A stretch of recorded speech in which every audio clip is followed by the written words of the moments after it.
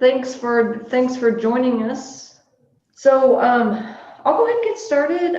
Welcome to our Let's Talk Vestibular program. This is something we launched just this year. I was thinking about 2022 being the 20th year for the clinic to be open, and thought, it'd be fun just to kind of give something back. And we all know with COVID that we've kind of moved even more to this virtual world. And so thought, well, let's do every other month. Let's do some topics where we bring in guest speakers that may talk about kind of anything related to anyone suffering from imbalance, from dizziness, from hearing, related issues. And so I'm your host, Bridget Wallace. I'm a physical therapist and owner of 360 Balance and Dizziness, and super excited to be celebrating our 20th year here in Austin. And I'm even more excited about our guest speaker today, Alicia Wolf. I'm just so glad our paths have crossed, and I believe that was, I don't know if it was between a combination between Dr. Bay, who's a neurologist in the Plano area, now in private practice, or the Vestibular Disorders Association. So big supporters of both Vita, and Dr. Bay. So Alicia, she has a great book, The Dizzy Cook. And we can make it available today where you can purchase it. You can also go to her website, thedizzycook.com, and she's awesome to follow on Twitter. It's also easy to remember, at the Dizzy Cook.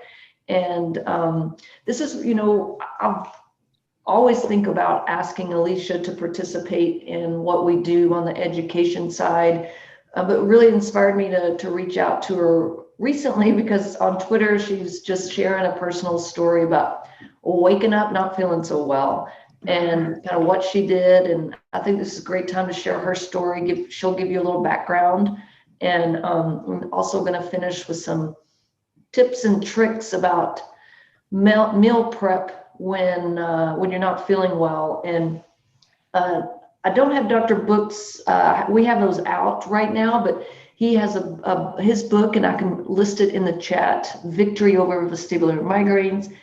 And Alicia and Dr. Bay are collaborating on a new book on the Mediterranean diet to come out, hopefully, fingers crossed, in the fall, but we'll certainly keep you posted on that. And as soon as Alicia takes over, I will mute my mic, and I'll be following the chat. And if you have questions, just put them all in there, and we'll also have time at the end to address your questions. So without further ado, I'd love to hand the floor over to Alicia.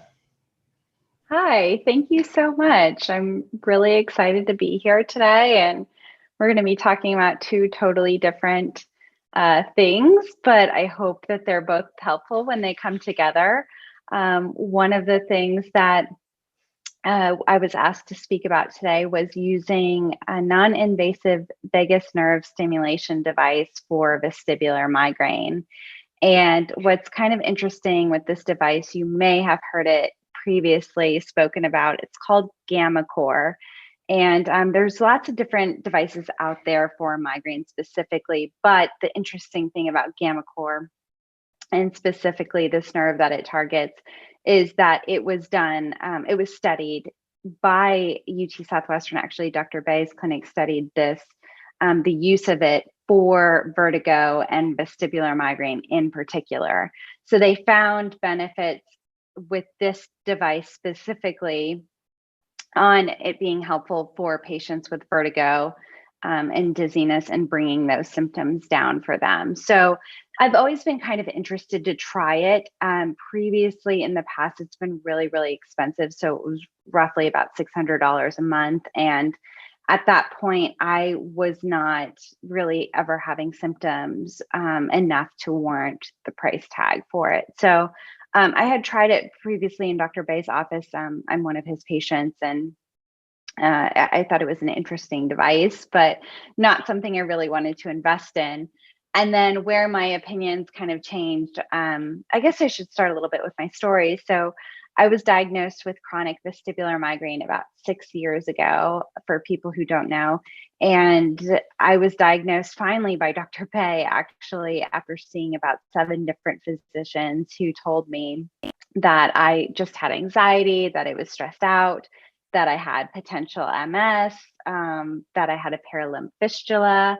I think I had every different vestibular diagnosis under the sun. And what was interesting was I saw some of the top neurologists in Dallas. I saw a vestibular clinic in Dallas.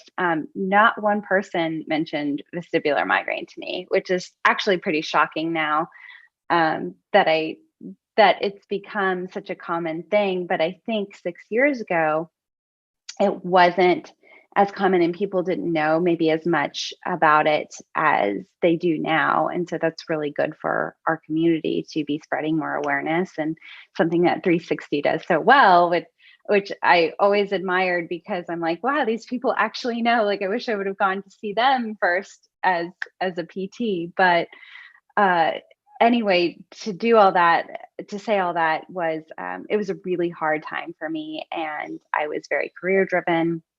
I ended up losing my job. I was so dizzy and sick. I could not look at my phone. I couldn't look at my computer. I could hardly walk, especially not in a straight line.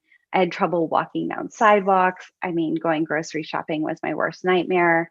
And I basically went from those 24/7 symptoms to completely 100% dizzy free days in the last 6 years. And the majority of that was trying new treatments, seeing what worked for me and what didn't, and just never giving up. I mean, I pushed really, really hard. And if a certain doctor wasn't getting me to where I needed to be, it was going to see another doctor. And so I got really, really fortunate that Dr. Bay is in my city, and I ended up seeing him, and we got on a good treatment plan.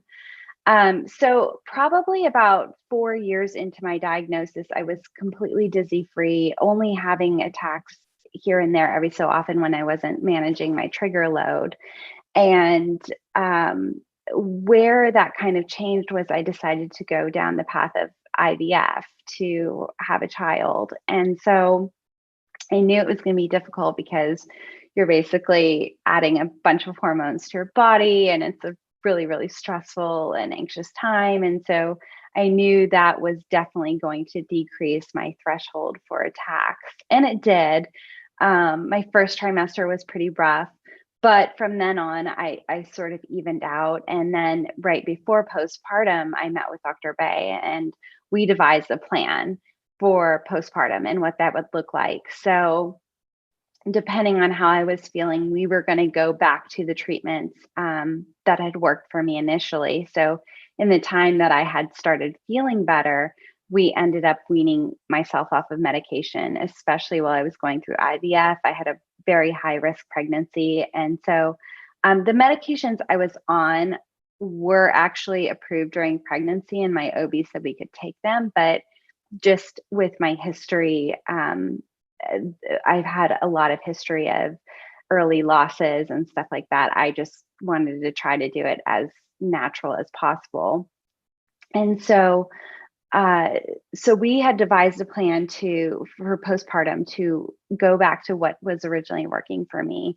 And then if that didn't help, we would try kind of the STEP protocol, which involved some of the new CGRP meds like Emgality and AJOV. We would try those if they didn't help, but those do take a little while to work. So we had certain things in place to start trying.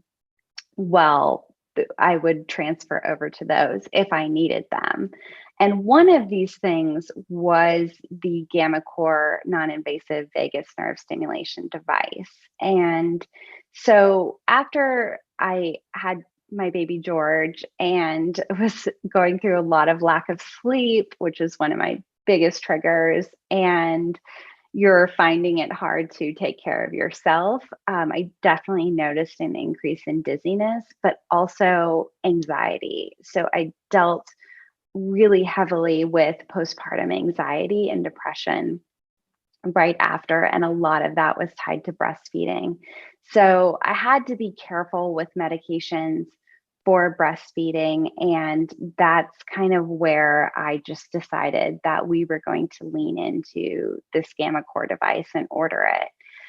So I have it here with me. It's basically just this little square device, and it comes with a electrode gel that you can kind of put on the little nodules here, and you put it against your neck and turn it up, and it feels like sort of like a buzzing on the side of your neck. It's not painful. I would say sometimes it can be slightly uncomfortable, but not to where I can't tolerate it. And generally, you use this for 2 stimulations, so 2 rounds, about 2 minutes on each side. And one of the telltale signs that you're activating your vagus nerve is that your lip starts to pull down. So when I use it, I'll have this like weird lip pull that kind of happens. And that to me is like, okay, I have this in the exact right spot, and I can adjust the intensity on it. It doesn't cause me more dizziness when I use it. That's a question I get a lot. It doesn't cause me more dizziness when I use it. It's just an odd feeling. So I'll go about 2 rounds and then shut it off and take a little break. And then if I need it more throughout the day, I'll continue to stimulate throughout the day. So what's interesting about this device is they really wanted to make it for people to use as both an acute treatment and a preventative treatment. And sometimes with acute treatments, like certain triptans or different types of medications, we have a limit on those. And if you're dizzy all the time, or you're having attacks very often, you can't be taking these medications constantly, or maybe there's somewhere you have to drive. I mean, one of my acute medications is a benzo, and so it works extremely well for me, but it's hard to take care of a child or drive or be an active mom if I have to take one of those. And so generally I'll try to take it in the evenings before I go to sleep. And with this device, I can use it any time of day without the side effects or it making me groggy or anything like that. And I actually find that it improves my brain fog. So something I deal with a lot is that foggy, hazy brain where I can't think of the right words, or you kind of forget what to say or what you're going to say, and you just feel like hungover in the mornings without all the fun night of drinking. And so this device really kind of perks up my brain a little bit. Something else I like to use is magnesium threonate, but I found that this was also really effective for kind of perking up my brain and making me more alert and just giving me a little more energy. Another interesting factor about the vagus nerve is that it's responsible basically for connecting your gut and your brain. So it's always been kind of talking to Dr. Bay about some of my symptoms, and especially for someone like me who doesn't often have head pain with her attacks, I get more nauseous, I get vertigo, I get the instability, and I get a lot of the brain fog. And so that's why we thought this device might be more beneficial to me than something like Cephaly, which focuses on the trigeminal nerve. With the vagus nerve, you're affecting more of that gut-brain connection.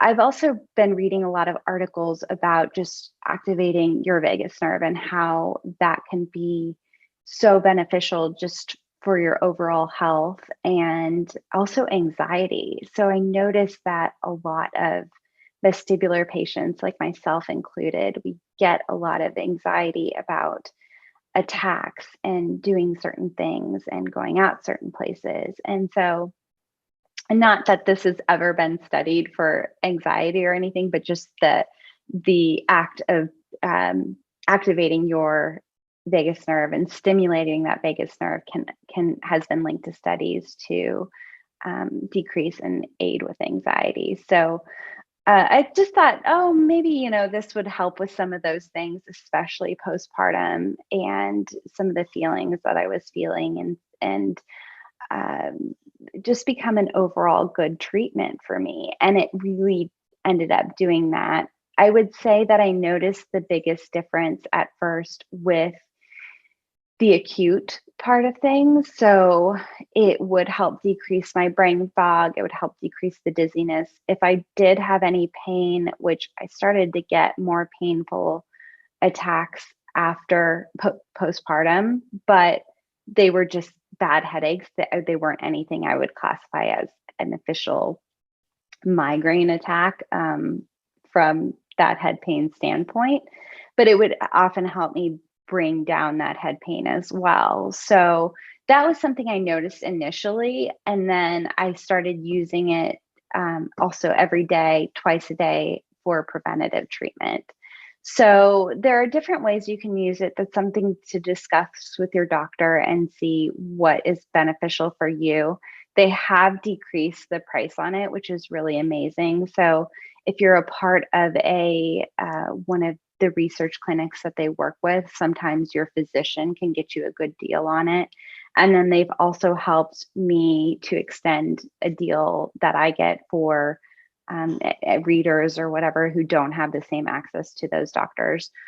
So you can always reach out to me, and they should honor that deal for you too. So it ends up being about $150 a month versus $600 a month. So that's really nice as well. And that's probably my overall roundup of GammaCore. I'm still using it sometime now that I'm feeling a lot better. I was using it more preventatively postpartum, and now that I'm feeling a lot better, sometimes I don't always remember to do it. But if I do feel those brain fog symptoms or whatever, I feel like I've been having more of that lately. I haven't been sleeping as well. I'm starting to use it more in the mornings again, just to kind of get me going. And it's been extremely helpful for that. I will say they have you commit to 3 months up front. So it generally takes, like any medication, I feel like, or anything you do, it generally takes about 3 months to notice if something's going to work for you. And so they like you to use it consecutively for 3 months before making a judgment overall about it. And I feel like that's a pretty fair assessment, but I will say that I noticed it being helpful acutely almost immediately. So, but the more I use it, the better it seems to get. Trying to think if there is anything else, but I know you guys will be able to ask questions later. Again, I just really loved that this didn't have a lot of the side effects that come with other acute medications. And so it's kind of a non-medication option that you can add in with you. And it's really easy to travel with as well. They just send you a card that you just place on the top of here, and it ups your amount of uses every day. And I think the most you can use it is 30 times a day, which I've never even come close to that. I feel like that would be a lot, but they wanted you to feel like you could use it as many times as you need to without feeling guilty. I think sometimes we feel guilty about needing medication or doing these treatments, and I don't know why that is. It's just one of those heavy burdens we have as patients sometimes. And with this device, like, I feel less of that. So that's kind of helpful for me too. I'm going to transfer over to talking about meal prepping when you have a lot of symptoms, and this can work for any type of vestibular disorder. Generally, I have a lot of people who come to my website who not only have vestibular migraine, but also have Meniere's disease and just like to use the recipes because they're really easy to use to edit for low sodium as well. especially when you're cooking more from home. But I know how challenging it can be to be constantly dizzy and also feel like you have to cook for yourself. So a few things that I really like to make and freeze that are amazing and they store well and they reheat well are muffins, taquitos, which I have recipes for in my cookbook and online, casserole dishes. So I have a recipe for lazy lasagna on my website, as well as an enchilada casserole. These freeze really well, all pre-made, and you just put them in the oven to bake them. Soups are one that you can freeze really well, and just laying them flat in a Ziploc bag, you can stack them. And so you have that extra freezer space when they're laying flat like that. You're not having like a big canister that you're trying to stack in your freezer. So that seems to save a little space there. Grilled meat. So sometimes I will buy a large package of chicken and just marinate it all at one time and grill it. Just head out to the grill for like 10, 20 minutes and grill a bunch of them and then slice them so they're easy to pull out of the freezer for putting on top of salads or wrapping up in a tortilla. You could make tacos out of them. You could put them in a sandwich and or just snack on them. It's a really easy way to get protein as a snack in your diet. And then meatballs freeze extremely well. So I have a few different recipes for meatballs that you can try, from beef meatballs to turkey and chicken, different types of flavors from teriyaki to just normal, your typical meatballs, and then, Italian flavored meatballs. And those you can, I prefer to bake them actually first before freezing, but you could do it either way, whatever you prefer. But if you bake them and then just you can pull out them as you need to, so similar to the grilled meat and grilled chicken, you can pull them out as you need them. And meatballs are very versatile. So you could take a plain meatball recipe and depending on what kind of sauces you use, it can turn into a totally different meal. So sometimes I will make a huge batch of just plain beef meatballs, freeze them, and then throughout the week, one night I will make, I have a recipe for this on my website too, as well as on my Instagram, but I'll make a yogurt-free tzatziki sauce. So one of my triggers is yogurt. Actually, I don't do well with the fermentation. That was something I discovered from a full elimination diet. And so I have a yogurt-free tzatziki sauce that I do, and I'll put those in a pita with the yogurt-free tzatziki sauce, as well as a lot of different fresh vegetables. And so then you kind of have this pita that you can work with. And then you can take those same meatballs and a jar of marinara sauce and put them either on spaghetti squash or on top of rice or pasta, whatever you feel like. It's the same meatball recipe, but you have a totally different meal. And then finally, I also love to do them sometimes with a garlic aioli. So you could do it with a tortilla or put them in a sandwich with a little garlic aioli. So it's just mayo mixed with like a clove of garlic and a little bit of vinegar. And you have, again, a completely different meal out of one thing. So if you're not putting the effort in to make something new every night, you are able to use the same protein in a few different ways and then just use vegetables or a grain as your supporting characters, really. These defrost really well overnight in the fridge, or you could just simply cover them with tin foil and heat them in the oven around 350 for about 10 to 15 minutes, and things usually defrost well, particularly meat defrosts well that way.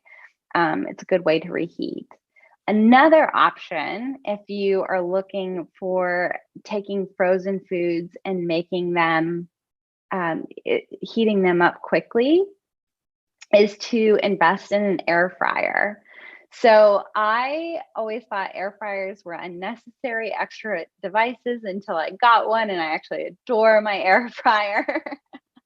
They're worth it. If you have limited space, I recommend to go with an air fryer lid, especially if you already own an Instant Pot.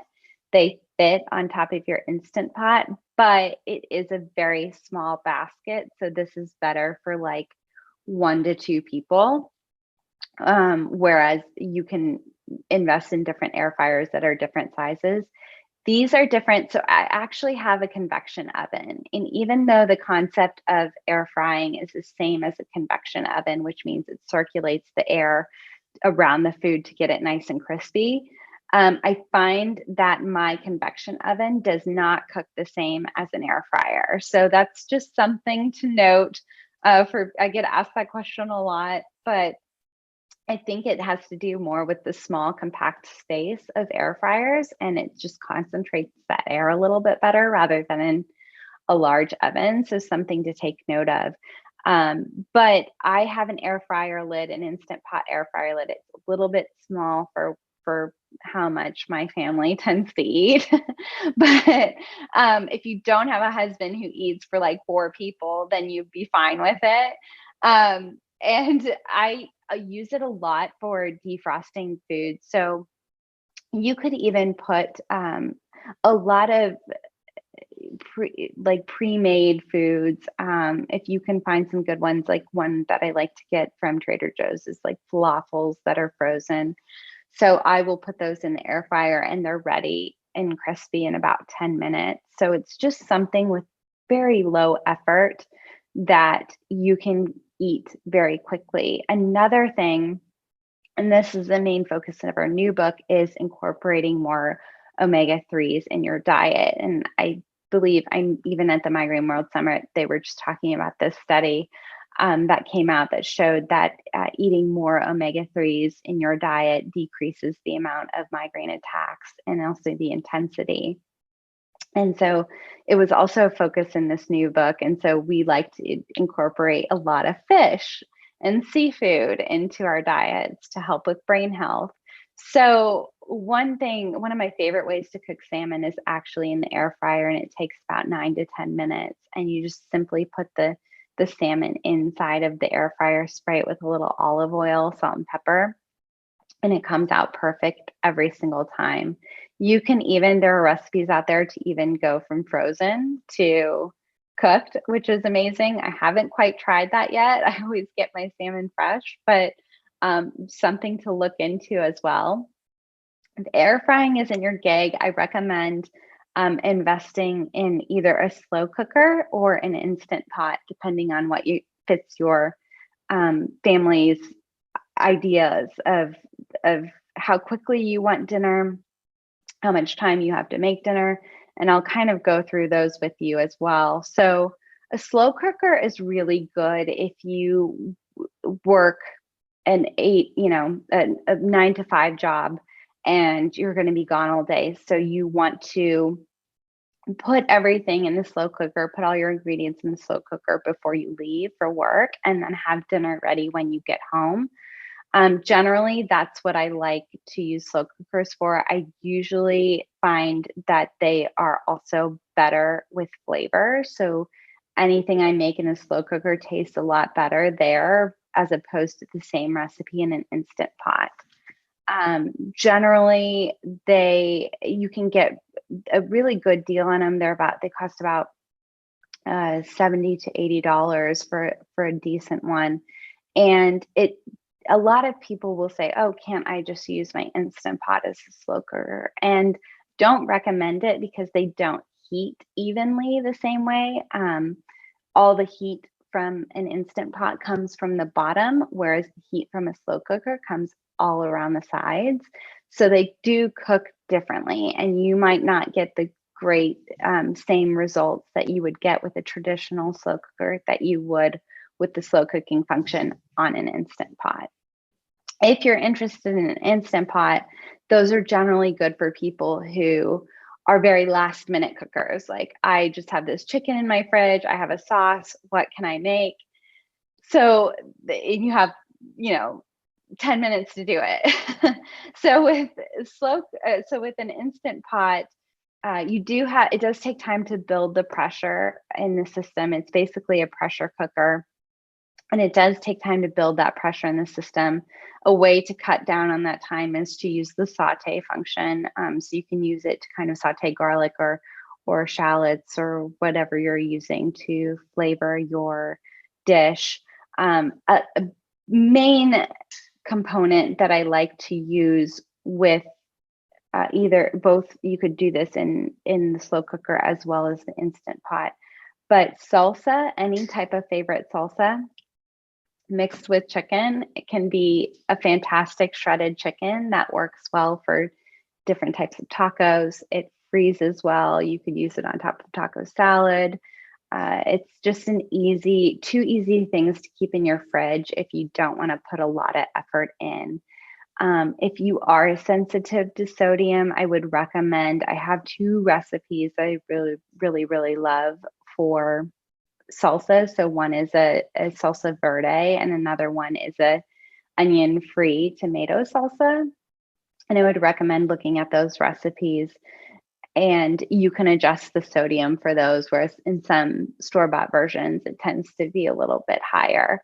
I know you guys are in Austin, so Taco Deli actually makes a really fantastic salsa verde that you can get, I think, in a few different places.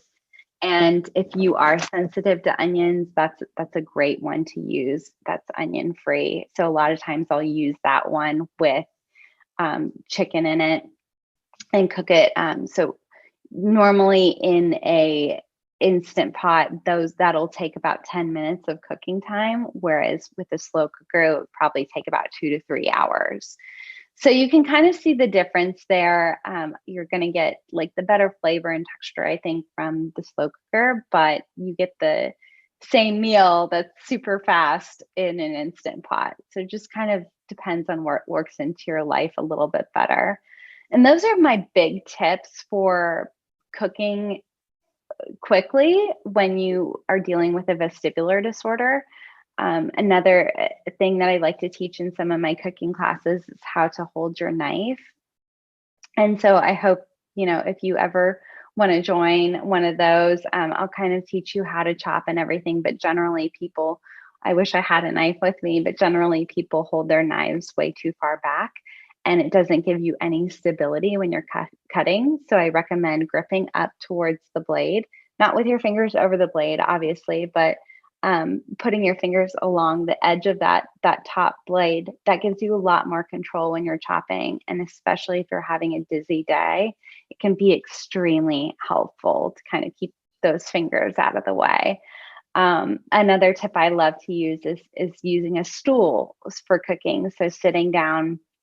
But there's actually a lot of vestibular therapy that goes into cooking, from looking to one ingredient to the next, and looking from your pot over to the counter. So I used to kind of see cooking as vestibular therapy, looking from every ingredient to the next and trying to be very mindful about where I was looking.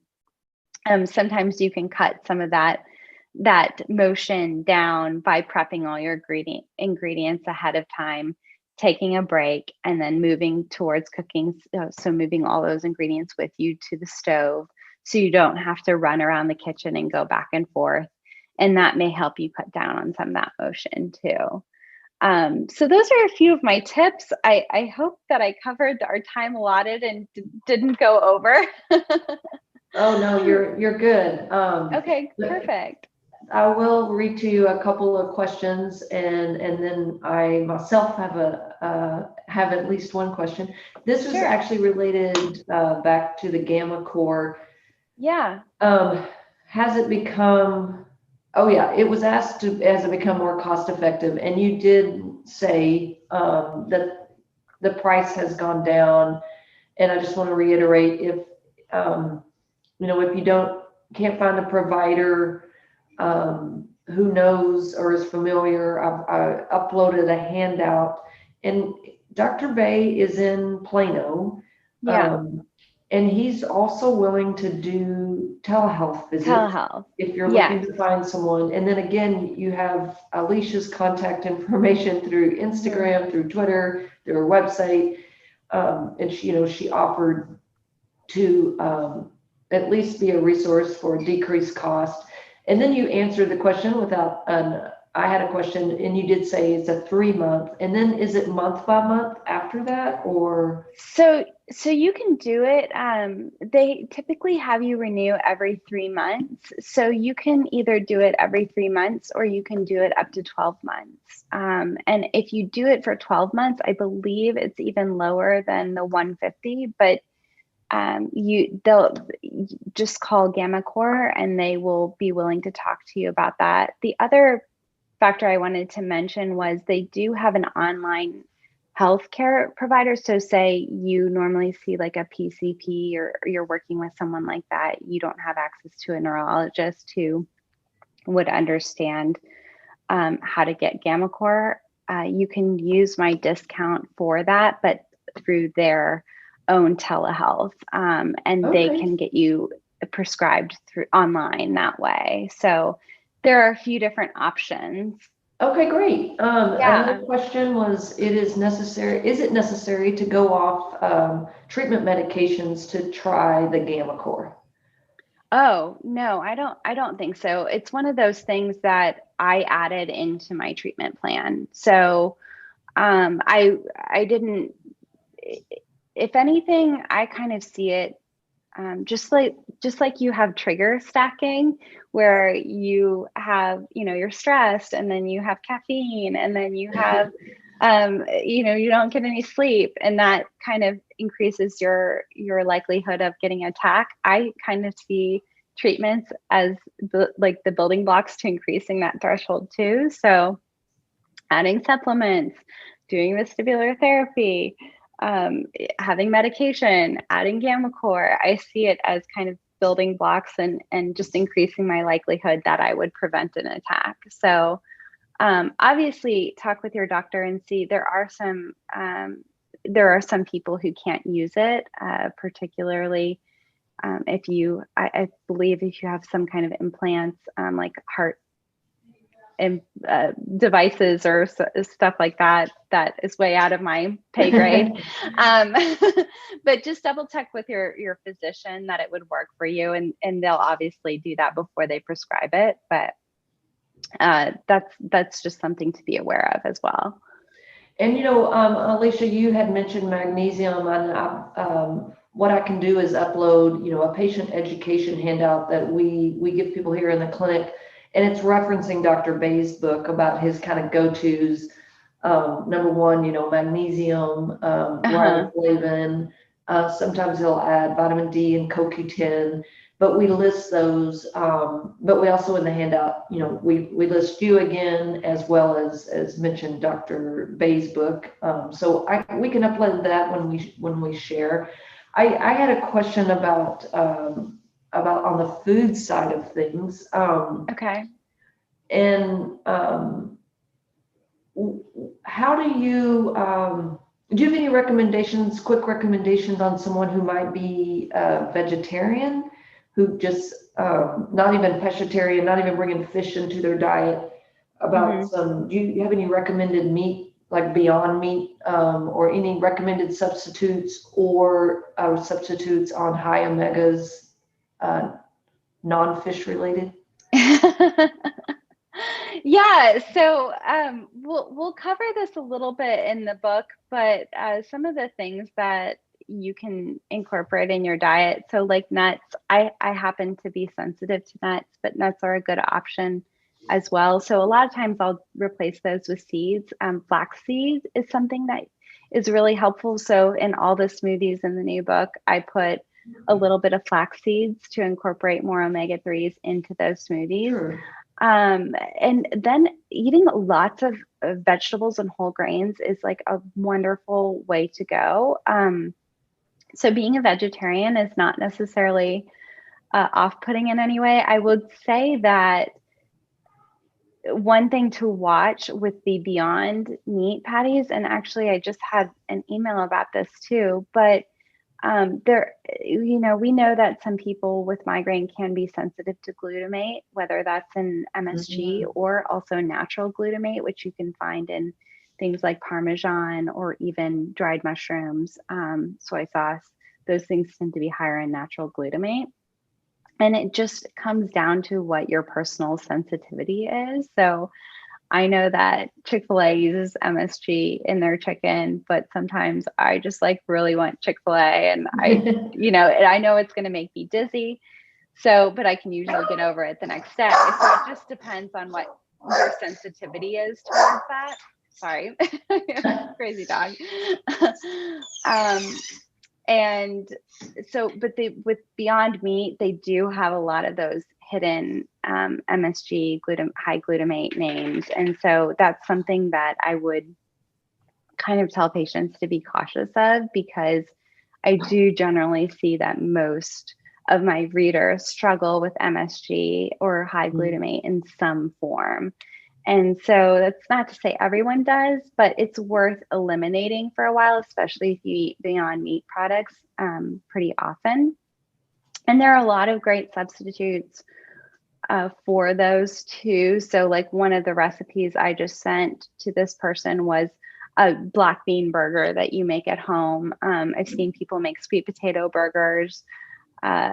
Just any of those is going to be better for you. And we use a lot of beans actually in this new book. They're really, really a good brain healthy food. And so, I would sub maybe the black bean burger instead of the Beyond Meat burger, at least until you can kind of bring down those symptoms and see, okay, does Beyond Meat really trigger me, or can I tolerate more high glutamate items? All right. Well, that was super, super helpful. And I thought, Yeah. you had mentioned, and I thought I would just, for our listeners, is you had mentioned, obviously, well, talking about the gamma core for the vagus nerve and Yeah. the cephaly for the Yeah. trigeminal. The cephaly is over the counter. That is, I think, in talking, following you and listening to Dr. Bay is probably a little better for those who suffer from headaches, because that's the trigeminal nerve is thought to cause the headaches or facial pain.